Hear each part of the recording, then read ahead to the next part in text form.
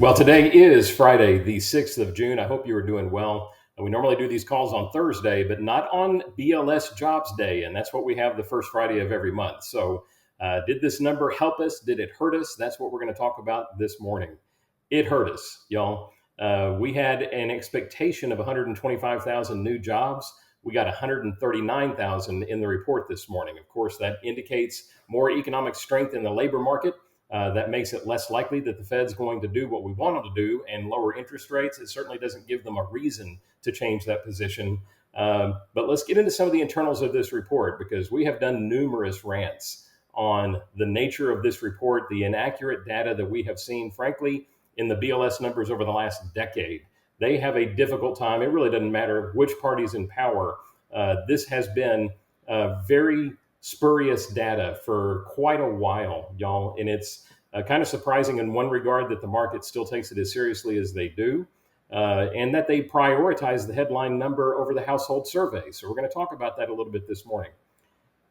When you look at revisions to the prior 2 months, which we are getting very used to now, the BLS also reported, even though they have a strong headline number, a 95,000 job reduction in the prior two reports. So we've seen April and March reduced 95,000 jobs. Y'all, that's almost a third of the job gains reported over the last 90-day cycle have been mistakenly reported, and they have now pulled them out. And this has now become really normal. This is just standard operating procedure on this BLS report. And that's one of the reasons I don't think you saw more of a sell-off in the bond market, especially when you couple it with the fact that while the headline unemployment rate, which is a separate component using a different survey, they use an actual household survey.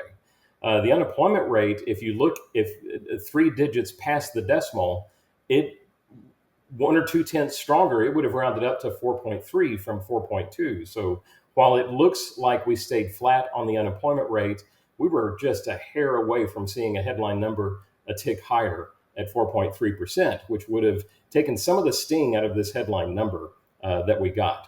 So what does that mean for a future cut from the Fed? Well, not good, y'all. We had yesterday, I looked at the CME FedWatch tool. We had about a 5% chance in the Fed futures trading of a cut going into the June 18th meeting, which obviously means we weren't going to see one. That is now a 99.9% chance of no cut going into that meeting. So there's no chance of the Fed cutting in June, y'all. Going into the July 30th meeting, there's now only a 17% chance of a cut, actually about a 16.5% chance of a cut going into that meeting. Just last week, y'all, we were in the mid 30s of a percentage chance of there being a cut at the July 30 meeting. That's now been cut in half by the strength of this report.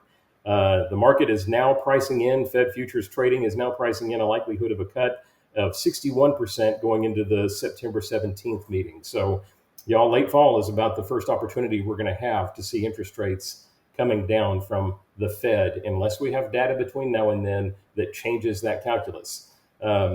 It's frustrating that we don't have better reporting on this number.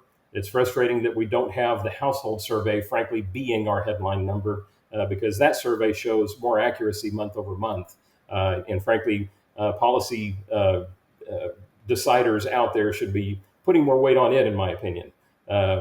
There is one bit of silver lining coming out in the form of banking regulation, y'all. And this is not something that you normally see affecting interest rates, but it's significant enough that I'm going to mention it on today's video. Scott Bessent, our Treasury Secretary, is having a conference now to revisit how bank reserve capital requirements are calculated. Up until now, those capital reserves cannot be invested in treasuries, meaning that banks can't meet their reserve requirements by buying bonds, even though they're safe investments to hold.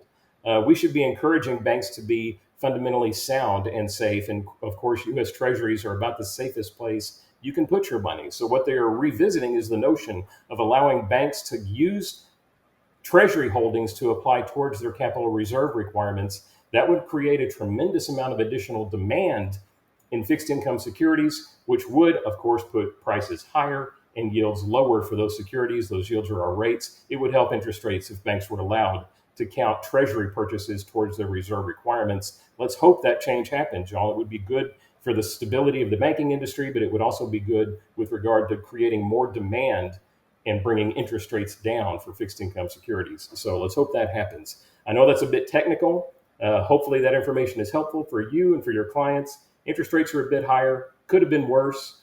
Some of the revisions to the prior months, frankly, kept it from being worse. Otherwise, we would probably be back in the sevens today, y'all, and we're not. So let's hope we stay under that number. And of course, I'm going to update it for next week. Hopefully, this gives you some talking points for your clients.